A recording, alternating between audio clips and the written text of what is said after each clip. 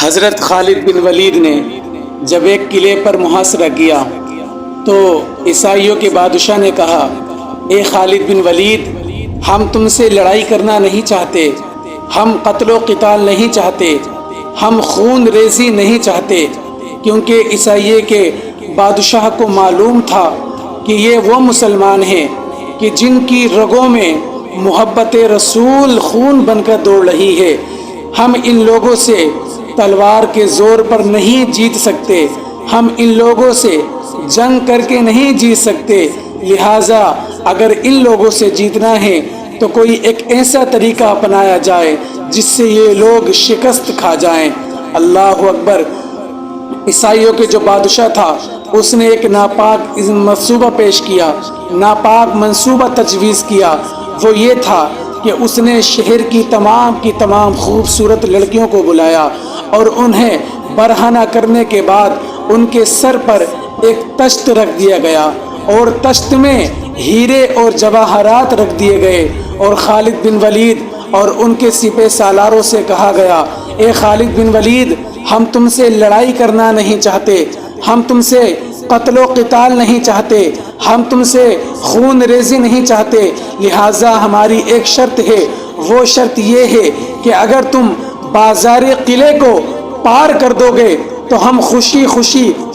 قلعے کی چابیاں تم کو دے دیں گے۔ اللہ اکبر۔ خالد بن ولید جب اپنے سپہ سالاروں کے ساتھ جب بازار قلعہ جاتے ہیں تو دیکھتے ہیں کہ ان عیسائیوں نے ایک ناپاک ارادہ بنایا ہے اور شہر کی جتنی بھی خوبصورت کنیزیں تھیں، جتنی بھی خوبصورت لڑکیاں تھیں، ان کو بازار میں لا کر کھڑا کر دیا ہے اور سب کو برہنہ کر دیا ہے، اور سر کے اوپر ایک تشت رکھا ہے اور تشت میں ہیرے اور جواہرات رکھے ہیں۔ یہ دیکھ کر خالد بن ولید نے اپنے سپہ سالاروں سے کہا، اے نبی کا کلمہ پڑھنے والو، اے نبی کے نام پر اپنی جان فدا کرنے والوں، میری بات کو ذرا غور سے سنو۔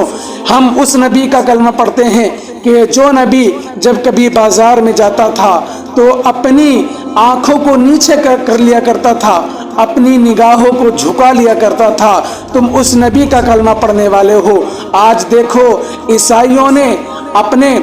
ناپاک ارادہ بنایا ہے اور مسلمانوں کو شکست دینے کا انہوں نے یہ منصوبہ تجویز کیا ہے۔ تم ان کے دھوکہ دھڑی میں نہ آنا، بلکہ اپنے نبی پاک صلی اللہ تعالی علیہ وسلم کی سنت پر عمل کرتے ہوئے اس بازار قلعے کو پار کر دینا۔ اللہ اکبر۔ مورخین نے لکھا ہے، مفسرین نے لکھا ہے، تاریخوں میں آیا ہے، روایتوں میں آیا ہے، کتابوں میں لکھا گیا ہے کہ خالد بن ولید نے اور ان کے سپہ سالاروں نے پورے بازار قلعے کو پار کر دیا اور کسی نے اپنی آنکھ اٹھا کر نہ